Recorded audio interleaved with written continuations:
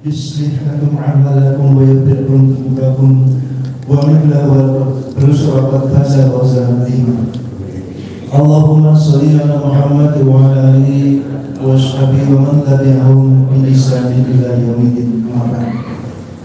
Masyarakat muslimin, ibu-ibu, bapak-bapak dan saudara-saudara sekalian, insyaallah dari Allah Subhanahu wa taala di kesempatan yang berbahagia ini, mari kita tidak henti-hentinya selalu bersyukur kepada Allah Subhanahu wa taala atas nikmat yang dilimpahkan kepada kita sekalian, sehingga di pagi hari Allah telah memberikan kesempatan dan kesehatan sehingga kita dapat berkumpul kembali di suasana yang penuh kebahagiaan dalam insyaallah walafiat dan dengan iman Islam dan ihsan.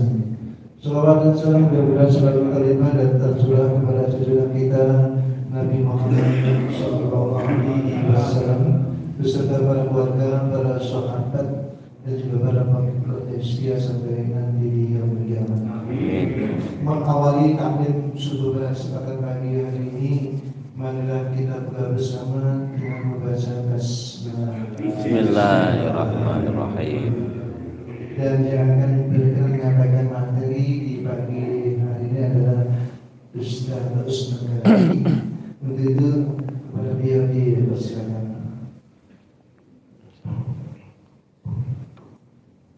Bismillahirrahmanirrahim. Assalamualaikum warahmatullahi wabarakatuh. Alhamdulillah, alhamdulillahilladzi bi ni'matihi tatimmus shalihat wa bi fadlihi tatanazzalul khairat wal barakat wa bi taufiqihi tatahaqqaqul maqasidu wal ghayat. Asyhadu an la ilaha illallah wahdahu la syarikalah wa asyhadu anna Muhammadan abduhu wa rasuluhu la nabiyya ba'dah. Allahumma sholli wa sallim wa barik ala nabiyyina Muhammad wa ala alihi wa sahbihi wa man tabi'ahum bi ihsanin ila yaumiddin, amma ba'd. Bapak Ibu sekalian, jamaah majelis subuh rahimakumullah, alhamdulillahirabbil alamin. Kembali kita panjatkan puji syukur kepada Allah Subhanahu wa taala atas semua limpahan nikmatnya kepada kita. Tentu yang utama adalah nikmat berupa iman serta Islam.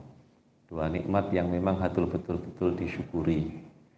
Karena dua nikmat inilah bekal yang menyebabkan kita kelak diperkenankan oleh Allah masuk ke dalam surganya. Salawat dan salam semoga Allah limpah curahkan kepada uswah hasanah kita Rasulullah Muhammad sallallahu alaihi wasallam, teruntuk ahlul bait beliau, sahabat-sahabat beliau, dan tentu kita mengharapkan melebar manfaatnya untuk kita semua sebagai umatnya. Allahumma amin. Bapak Ibu sekalian, Dzulhijjah sudah hampir berakhir. Pun akhir-akhir Dzulhijjah. Apa pelajarannya? Jadi Islam itu senantiasa memberikan tadzkirah, peringatan di dalam setiap hal yang berkaitan dengan syariatnya. Karena apa? Karena memang manusia itu tempatnya lupa. Kata para ulama, al-insan makanun nisyan, tempatnya lupa, wal khata', tempatnya salah. Sehingga senantiasa dia diingatkan agar supaya mereka tidak hilang kendali, hilang arah, bahwa sesungguhnya apa yang dia butuhkan di dalam hidupnya. Bahkan dalam urusan penamaan bulan, di situ ada peringatan bagi kita, ada pelajarannya. Sebelum datang Dzulhijjah ada Dzulqa'dah, sudah kami sampaikan kemarin.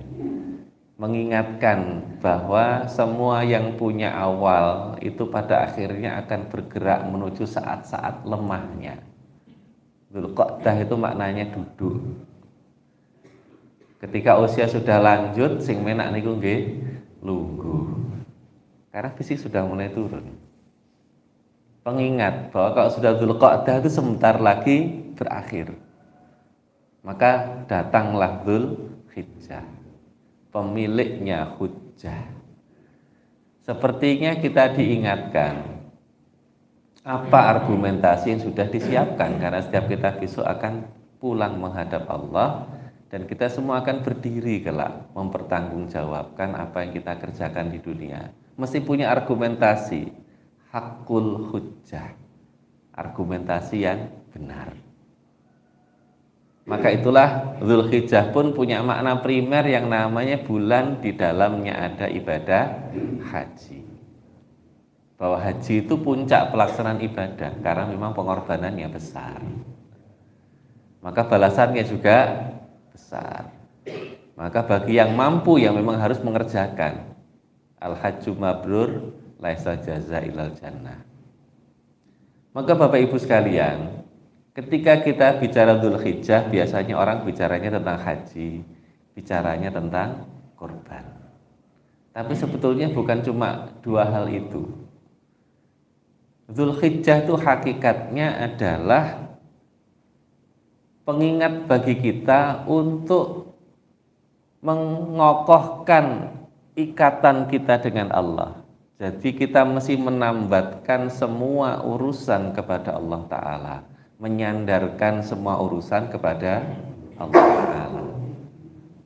Maka bagi yang sedang mukim seperti kita, pada tanggal 10 kita diperintahkan untuk melakukan satu ibadah yang memang ibadah itu paling disukai oleh Allah Subhanahu wa Ta'ala. Apa itu? Mengalirkan darah. Maksudipun melakukan penyembelihan binatang dari golongannya bahimatil an'am. Dan itu terjadinya bukan cuma yang mukim, yang melakukan haji pun juga melakukan hal yang sama. Bahkan ada yang statusnya menjadi wajib karena hajinya tamattu atau qiron. Sementara yang di sana pun juga tetap diberikan kesunahan untuk melakukan ibadah kurban. Jadi Nabi menyampaikan dalam sebuah hadisnya, ma'amila adamiyun min amal yauman nakhar ahabba ilallah min ihraqid dam. Jadi tidak ada amalan anak Adam itu yang dilakukannya pada hari Nahr, Idul Adha, yang lebih dicintai oleh Allah melebihi amalan mengalirkan darah. Bapak Ibu sekalian,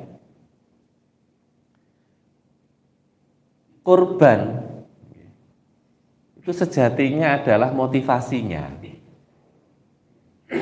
Maka kalau penjenengan cari, rasanya sulit kita mencari perintah melakukan ibadah kurban. Yang ada adalah di dalam Quran maupun hadis itu melakukan aktivitas bagi yang mukim menyembelih binatang udhiyah. Bahasanya kan udhiyah. Bagi yang haji menyembelih binatang hadiyu. Jenengan cari kurban itulah kesulitan jenengan. Karena kurban itu hakikatnya adalah motivasi. Kurban itu dari kata qaraba yaqrabu, dekat, mendekat. Maka kalau kita punya teman dekat namanya sahabat, qarib, karib, itu dekat.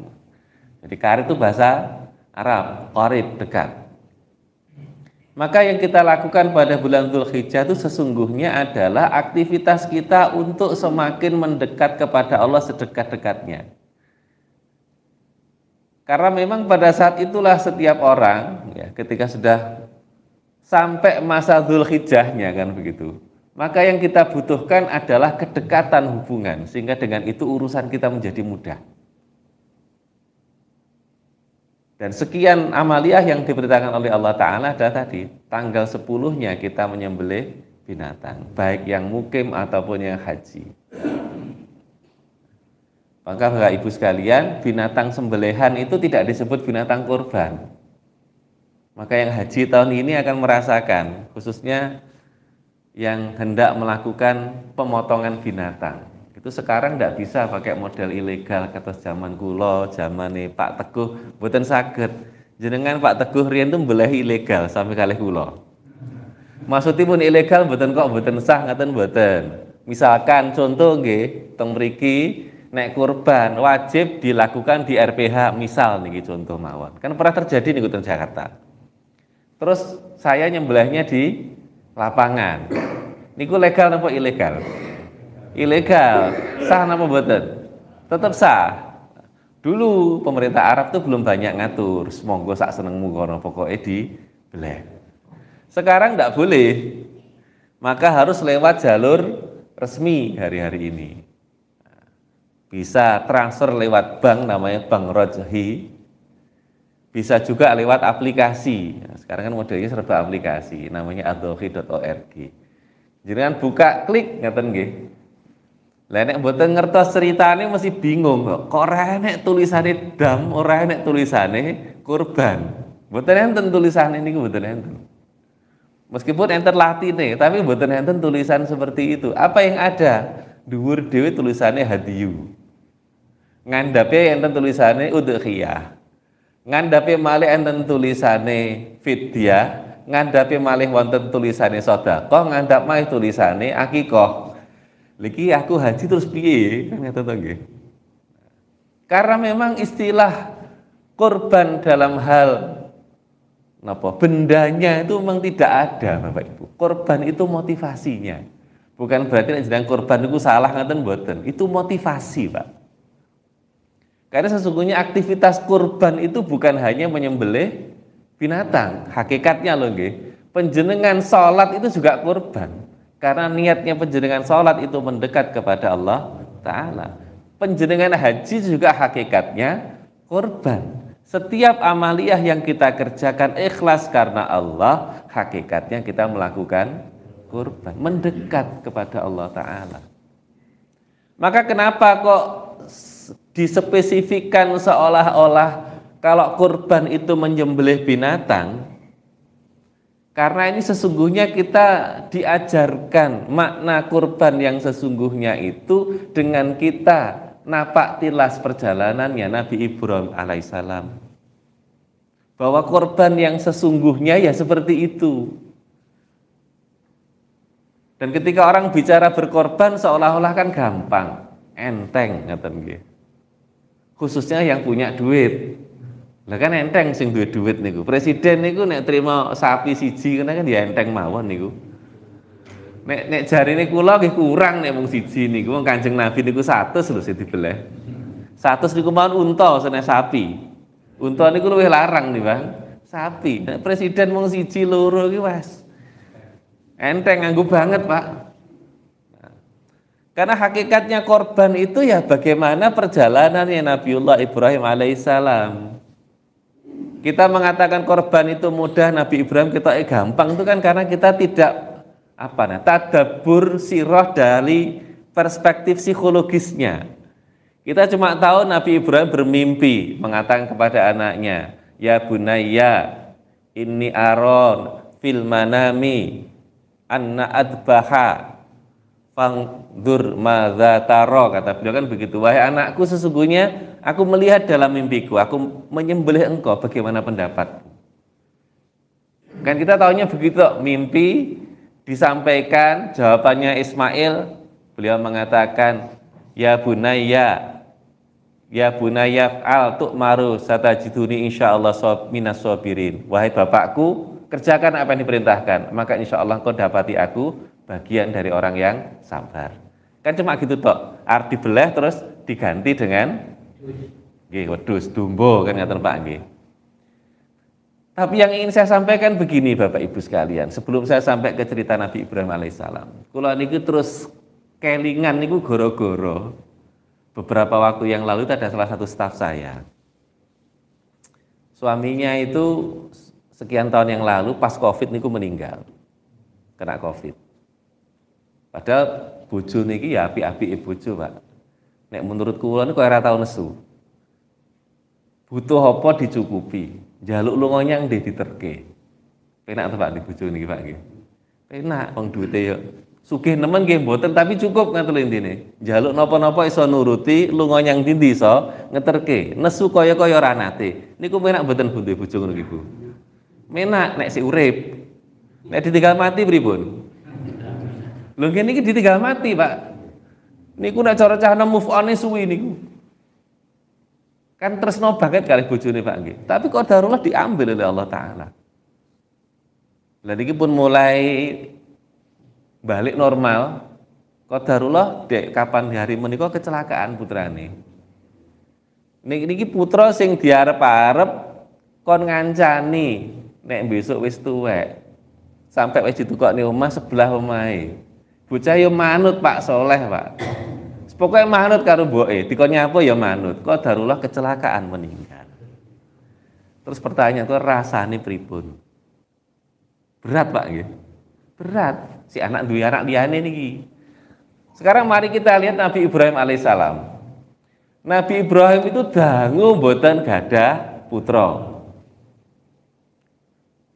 Maka ketika berdoa diberi anak, anak itu diberi nama Ismail. Ismail itu sebetulnya bahasa Ibrani. Dari kata Ismail. Ismail itu maknanya kalau dalam bahasa Arab itu Ismail itu mendengar, Pak. Il itu Allah. Allah sudah mendengar. Apa yang didengar? Doanya Nabi Ibrahim. Itu sesungguhnya sebuah, kalau saya mengatakan perbuatan akidah yang luar biasa, bahwa anak yang beliau dapatkan itu beliau nyatakan bahwa ini datangnya dari Allah, bukan karena ikhtiarnya dia, tapi karena Allah yang sudah memberikan kepada dia. Maka Bapak Ibu, yaitu satu hal yang perlu kita mesti meneliti hari ini, bahwa sesungguhnya semua yang kita merasa memiliki hakikatnya bukan milik kita. Semua yang seolah-olah kita merasa mendapatkannya dengan ikhtiar, sesungguhnya cuma semata-mata pemberian dari Allah saja. Sehingga ketika datang saatnya dia harus pergi, meninggalkan kita, nggih sampun sak wajare. Maka kalau kita menerima berita musibah, berita duka, apa yang diucapkan? Inna lillah wa inna ilaihi rajiun. Inna lillah maksudnya semua, sesungguhnya semua itu punyanya Allah. Kula jenengan mboten gadah belas, cuma punya hak pakai. Wa inna ilaihi rajiun, dan mesti pulang kepada yang punya. Nah, Nabi Ibrahim alaihissalam itu Bapak Ibu sekalian punya anak Ismail, ada yang mengatakan 90 tahun, ada yang mengatakan usia 112 tahun. Niku surat tuwek melih nggih niku nek 90 sinten mriki enten sing 90 dosa. Ketinggalan kok mboten enten to sing umur 90 dosa. Itu ada mengatakan 90 kila 112 tahun. Kuwi cara urip ya wis suwi. Nah, sekarang balik lagi Bapak Ibu sekalian sebagai orang tua nggih. Nyuwun pangapunten niki nek saged milih, niku pilih anake sing mati apa bapake sing mati? Cara iso milih. Bapake sing mati to nggih. Cara saged milih. Lah niki sing sok-sok jarang dibahas niki. Sementara Nabi Ibrahim alaihissalam usia kan sudah melampaui masa tua kan, umur sak monten wis kebablasan nek cara zaman sakniki. Niku cara saged milih daripada Ismail mbok ya aku kan ngaten to nggih. Kan tidak, tetap dikerjakan. Itu pun prosesnya kan masih harus melewati godaan setan, maka jadilah syariat balang jumroh kan ngaten. Tapi tetap istiqomah dikerjakan. Maka Bapak Ibu sekalian, itulah sesungguhnya hakikat pengorbanan. Dan yang Allah terima secara sempurna di sisinya adalah ketika pengorbanan itu memang sungguh-sungguh. Jadi ada kesungguhan di dalam melakukan sebuah amal, apapun itu bentuknya.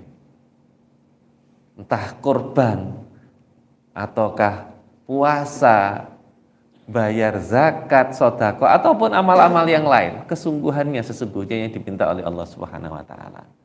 Maka pahala itu bukan berdasarkan banyak dan sedikitnya, tetapi berdasarkan susah payahnya kesungguhannya. Dan satu hadis kan Aisyah radhiyallahu anha mengatakan, sesungguhnya kadar pahala itu berbanding lurus dengan susah payahnya. Berdasarkanlah ngerekoso, semakin rekoso niku pahalanya insya Allah semakin banyak. Maka nek mendengar haji saiki kok mlakune adoh, mbok menawi pancene pahalane dikai akeh. Tentu syaratnya ikhlas lho nggih, boten kare ngerundel iki panitia opera jelas iki. Petugas kok ora kerja sing bener ngaten nggih Pak Teguh nggih. Lah niku sing masalah ngoten lho, wong diparingi kesempatan pikantuk pahala sing kathah. Bentuke napa? Rekoso ngoten nggih. Lah nggih rekoso lho nek mlampah niku misalkan mulai saka Qadarullah nggih niki memang ya apes tenan. Mulai Arafah iku wis ora dijemput. Berarti kan mlaku niku. Mlaku tekan Musdalifah. Saya Musdalifah mlaku maneh tekan Mina, saka Mina melaku maneh tekan Masjidil Haram niku pirang puluh kilo niku. Lah niku nek 30 kilo kira-kira ngenten niku nek 30 kilo niku. Artinya kan rekoso. Tapi insya Allah sing rekoso niku kalau ikhlas loh nggih, pahalanya lebih besar. Maka sama seperti kita Bapak Ibu sekalian. Ngerawuhi subuh jamaah niku berat. Napa mulai lanjut taklim niku luwih abot melih niku. Lah insya Allah karena berat inilah balasannya besar. Maka Bapak Ibu sekalian, wangsul malih, korban itu motivasi kita mendekatnya.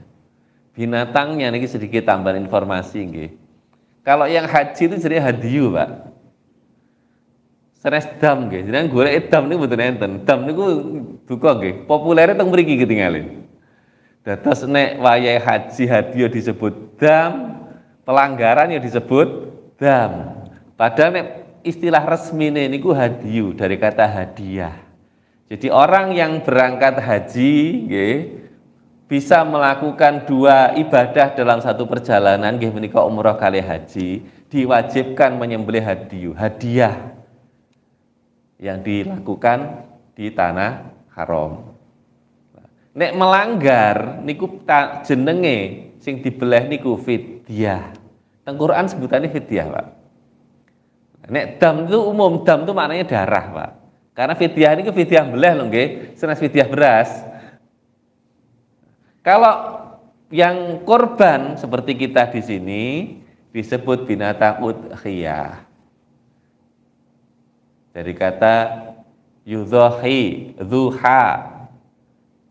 Maksudnya binatang itu mulai disembelihnya tanggal 10 Dzuha, bar sholat id. Sholat id kan pasti duha. Nah, Bapak Ibu sekalian. Nah, berikutnya Bapak Ibu sekalian, pelajarannya Dzulhijjah itu kula aturaken teng ngajeng wau bagaimana kita mendekatkan diri sedekat-dekatnya. Dan ketika orang mau mendekat itu kan salah satu yang mesti dilakukan kan melakukan pengorbanan. Orang bisa dekat itu kan karena pernah berkorban dalam tanda petik.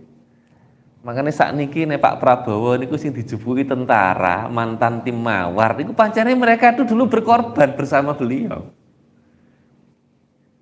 Cara Pak Teguh niku dadi bupati ya sing digoleki sing pernah berkorban untuk Pak Teguh kan Pak Teguh nggih.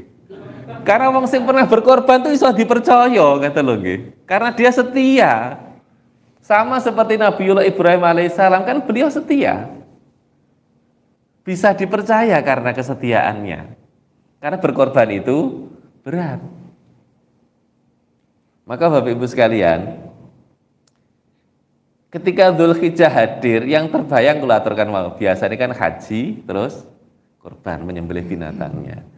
Padahal di Al-Quran ada satu surat yang jadi andalan kita, khususnya ketika masih kecil. Surat apa? Kautsar. Ini surat andalan nih.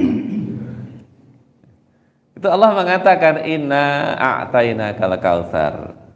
Sungguh kami sudah memberikan kepadamu nikmat yang banyak. Kautsar itu dari kata kasir. Kalau kasir banyak, kautsar itu wadah sangat kautsar nih.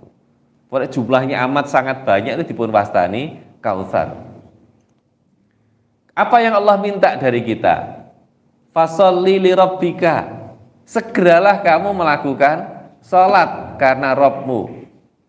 Jadi balasan yang bisa kita lakukan atas nikmat yang banyak tadi, meskipun tidak mungkin bisa membayarnya, yang Allah minta adalah kita diminta untuk bersegera melakukan sholat.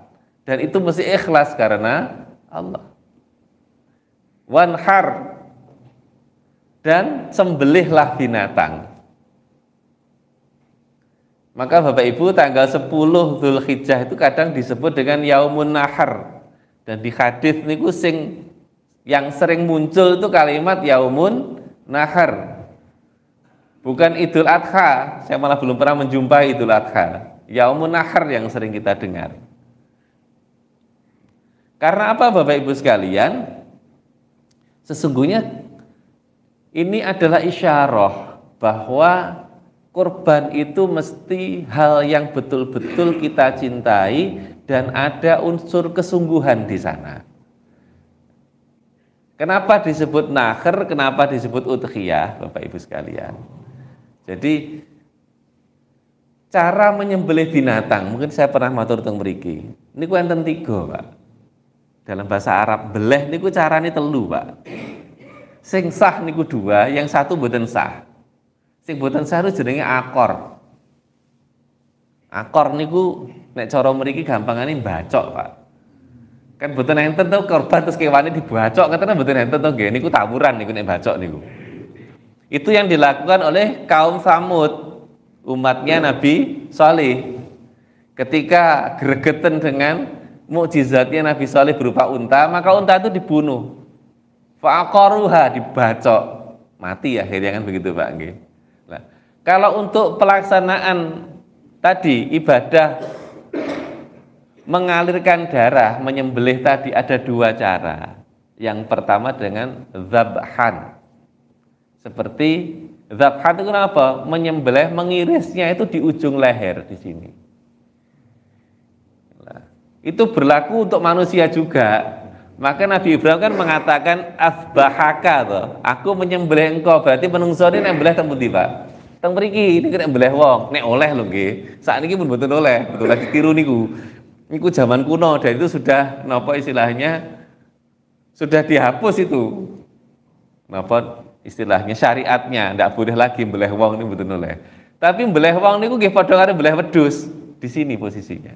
Di ujung leher.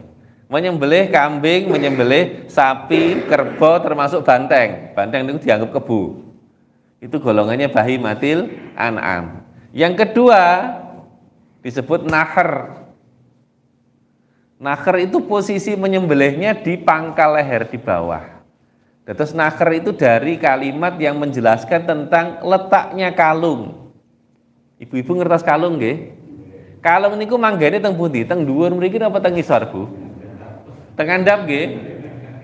Makane enten ngangge kalung kok mepet dhuwur niku koyo guguk niku.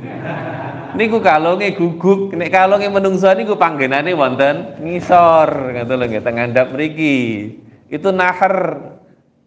Untuk binatang apa? Unta.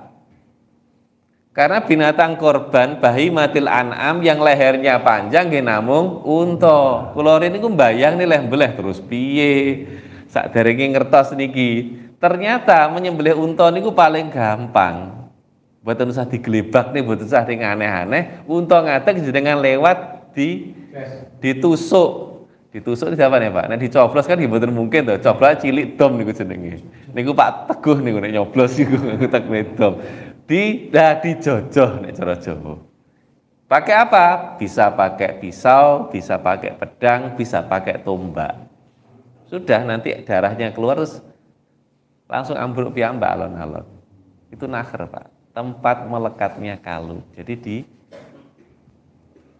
di pangkal atau di leher bagian bawah. Maknanya apa? Maknanya dari kalimat saja kita didorong untuk maksimal kalau melakukan aktivitas amal apapun. Karena unta niku lak larang, Pak. Meskipun bukan berarti mereka yang korbannya sapi Brahman niku lebih utama daripada yang korbannya wedhus cilik domba jazaah sing sik 6 sasi niku. Mboten. Karena yang paling pokok itu adalah kesungguhan di dalam melaksanakannya.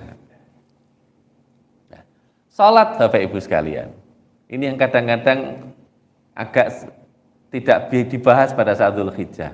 Padahal ini relate, ada hubungan. Maka di ayat tadi kan Allah menggandengkan antara salat dengan kurban.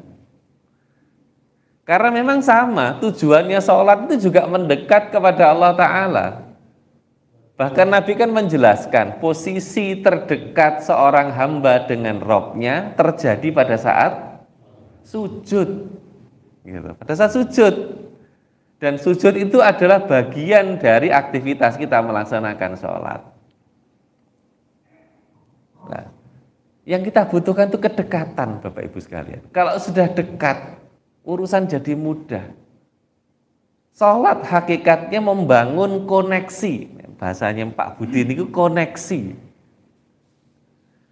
Zaman saat niki demi koneksi. Maka saat niki hari-hari ini, jenengan coba dolan teng Kedung Guwo, rame mesti enten mriko. Ngaten nggih? Kenapa? Orang sedang berusaha membangun koneksi. Cuma repotnya manusia hari ini, koneksi yang dibangun itu satu dengan makhluk. Dan itu hanya terbatas urusan-urusan dunia. Tidak salah. Tapi jangan sampai lupa membangun koneksi dengan Allah Rabbul Alamin untuk urusan akhirat. Karena di dunia toh juga cuma sebentar. Karena makhluk juga sangat terbatas kekuasaan dan kemampuannya. Nek pun lengser ke Prabon ya ora nek apa-apane nyatane saiki. Selesai sudahlah menungso niku. Bukan berarti tidak perlu membangun koneksi, monggo sesuai dengan kebutuhan. Tapi jangan sampai lupa membangun koneksi dengan yang menguasai alam semesta, Allah Rabbul Alamin. Untuk apa? Keamanan hidup sejak di dunia sampai besok di akhirat. Maka sholat itu Bapak Ibu maknanya primer memang doa. Tapi secara bahasa bermakna hubungan, silah itu sambungan. Hubungan. Bahasa kerennya hari ini koneksi. Jenengan bayangkan untuk membangun koneksi dengan makhluk, buh niku jenenge lurah, camat, bupati, gubernur atau presiden. Napa enten tiyang moro niku terus napa istilah lawaran gitu. Loko-loko niku enten napa mboten? Kula tanglet sakniki. Lah nggih, mesti nggawa gawan ngoten lho nggih. Nek perlu niku ingkung sak truk digawa kabeh nek perlu. Lah, ketika kita menghadap Allah, Allah tidak minta banyak kok. Apa yang kita bawa? Amal. Amal yang sungguh-sungguh kata lho nggih. Tentu sesuai kemampuan kita nggih. Masing-masing kita ndak sama. Nek dipadakne mesake niku sing melarat, nek dipadakne mesake sing rada bodho. Maka Allah itu melihat kesungguhannya Bapak Ibu. Dan yang paling tahu ya kita sendiri dengan Allah, mboten usah menilai yang lain. Maka itulah Bapak Ibu sekalian, sholat itu hakikatnya adalah menjalin hubungan yang erat dengan Allah Ta'ala. Nek wis cedak niku urusan gampang Bapak Ibu. Maka kula tanglet panjenengan. Ketika orang diwafatkan oleh Allah, dicabut nyawanya, masuk ke alam barzakh, kan ditanya amalnya. Amal apa yang menyebabkan amal yang lain jadi baik? Sholat. Kalau sholatnya baik, yang lainnya selesai. Kan ngaten Pak nggih, baik. Sholat niku lak koneksi to. Niki mungkin contoh niki mboten patek pas nggih, tapi kira-kira bisa menjadi gambaran. Enten bocah niki sekolah kira tek jelas niki. Nilainya yo elek. Tapi nggih bejane Pak Dene niku dadi kepala sekolah. Kira-kira pripun kira-kira kula tanglet. Lah koneksine kan cedak niki yo ponaan. Paling diceluk, "Le, kowe ke sekolah ki karepmu piye?" Jane iki niat apa ora lehmu sekolah. Tapi kan urusannya beres mboten niki, kira-kira mon. Beres. Kira-kira kula njenengan nggih ngaten niki lho modele. Menungso zaman akhir mawon kok dadak aneh-aneh, dadak kemlindi. Menungso zaman akhir kalau kados kula jenengan niku cara ibadah sepiro to kira-kira. Ikhlasi ya rong kare Mas Budi ya. Salat jajali to sapa sing iso khusuk mulai takbir sampai salam. Kula pengen ngerti wonge. Termasuk sing ngomong niki. Maka ada hadisnya Pak. Niki saestu hadisnya sahih niki. Makanya Bapak Ibu sekalian dados wong Islam niku kedah dijagi betul-betul niki sing jenenge iman, akidah itu kudu beres niki. Bahaya nek mboten. Modal dasar niki, modal dasar itu tauhid. Pun macam-macam mencari jalan-jalan kesyirikan ndak usah pokoknya. Niki kudu diresiki tenan niki. Niki soal syarat minimal, Pak. Nek sing liya-liyane niku nggih insyaallah iso diusahane lah ngoten. Enten kompromi itu sih sanes-sanesipun niku. Nanti besok di yaumil akhir, di yaumil ba'ats, hari ketika amal itu dibuka, khusus sing mukmin niki, sing imane beres lho Mbah nggih. Itu dipanggil satu-satu khusus. Ada private room. Persidangannya khusus. Pak Teguh mesti kelingan daman jadi direktur. Anak buah sing beling sik iso diarep-arep marine Pak Teguh nggih. Celuk khusus Pak Teguh nggih. Lebokne ruangan. Mbuh dikapakne raro, brak-bruk sing penting metu sik utuh urip ngono, slamet sekan kan ngaten. Mboten enten napa-napa. Kira-kira sama. Kita dipanggil satu-satu nanti di sebuah tempat yang private. Hanya ada kita dengan Allah Ta'ala, siji-siji. Dalam hadis disebutkan jaraknya itu sepanjang busur panah. Niku nek kita mengambil busurnya para sahabat, busur panahe Nabi ya kira-kira 3 meter. Soalnya Nabi niku kan gede dhuwur sak para sahabate. Nek jenengan manah ngangge busure Nabi ya dhuwur busure. Wonge mung sepira gedene. Nah, kira-kira 3 meter. Cuma memang belum bisa menyaksikan Allah karena masih ada hijab, belum haknya untuk melihat. Kemudian kita ditanya oleh Allah, apakah kamu melakukan ini? Nggih, iki nggih. Ditakoki terus isine mung nggih. Kayak sing ditakokne niku barang sing elek-elek. Ki terus dian wis entek ati pokoke wis bar iki. Neraka tenan panggenane kan ngaten. Tapi apa kata Allah Ta'ala? Semua yang kamu lakukan aku maafkan. Maka masuklah kamu ke dalam surganya Allah. Dan itu katrolan apa katrolan itu? Karena apa tadi? Koneksi, kedekatan. Maka hakikatnya sholat, hakikatnya kurban, hakikatnya haji, dan sekian amaliyah soleh yang lainnya itu adalah membangun koneksi kedekatan kepada Allah Ta'ala. Dan itu hanya terjadi ketika orang sungguh-sungguh melakukan aktivitas kurban, mendekatkan diri kepada Allah, dan sungguh-sungguh menyandarkan semua urusannya kepada Allah. Balik lagi, masuk Dzulhijjah itu bagaimana keadaan tauhid kita. Ini sing paling pokok, paling mendasar, Pak. Tentu tidak cukup hanya dengan tauhid, ditambah dengan sekian amaliyah soleh yang mampu kita kerjakan. Mugi-mugi Bapak Ibu sekalian, Dzulhijjah ini menjadi awal bagi kita. Bahwa tahunnya berakhir, nikulak tahun itu berulang. Semoga mulai hari ini kita menjadi lebih baik dan diwafatkan Allah karena Allah mencintai kita.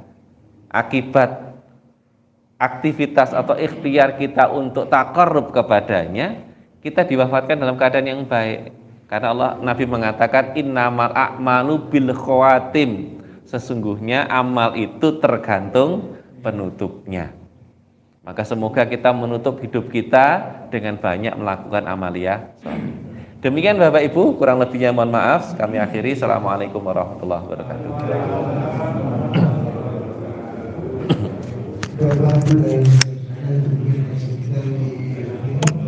Dari paparan yang tadi disampaikan kepada bagian ini, Allah memberikan kebenaran untuk mengalami serta paparannya. Mari kita akhiri dan kita lanjutkan bersama dengan doa kafatul majlis. Allahumma bihamdika asyhadu an la ilaha illa anta astaghfiruka wa atubu ilaik. Waalaikumsalam warahmatullahi wabarakatuh. Demikian tadi pengajian rutin hari Sabtu yang dilaksanakan di Masjid At-Taqwa, Kelurahan Tambran.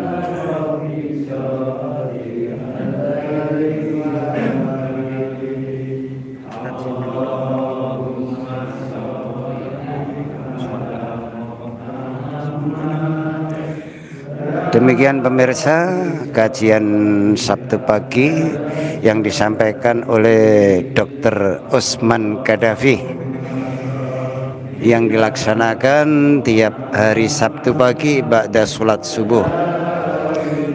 Jangan lupa untuk senantiasa klik like, subscribe channel Densus 26 ini adalah channel dakwah dari masjid ke masjid.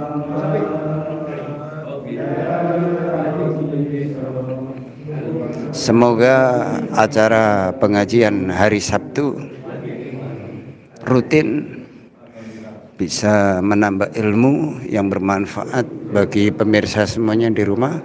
Jangan lupa klik like subscribe-nya untuk sedekah like subscribe. Semoga Anda dimudahkan rezekinya, barokah hidupnya, murah rezeki, dilapangkan segala urusan dunia dan akhiratnya. Demikian pemirsa, terima kasih Anda yang belum like, belum subscribe, monggo di like, di subscribe agar channel Densus 26 ini senantiasa bermanfaat. Dilanjutkan makan snack. Nah, di sini. Ya, setelah ngaji bersama